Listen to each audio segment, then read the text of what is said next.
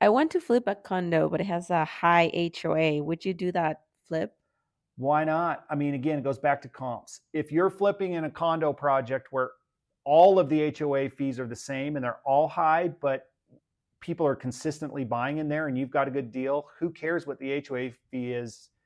Because you're not going to be paying it longer than the time that you own the flip. But you definitely need to factor in that HOA in your cost of holding. I would usually add that to my financing costs or some sort of line item of my rehab. You definitely want to account for that.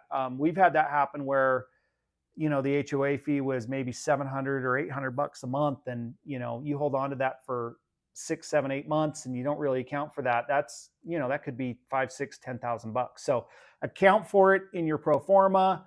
Double check to make sure that other people are buying in that HOA, but also specifically if it's in an HOA where it's more FHA, first time homeowner, you want to make sure that people can get loans on that condo or townhome project that has the HOA. So look at comps, and calling some of the agents that have sold stuff in there will give you clues as to how complicated or hard the HOA is to work with.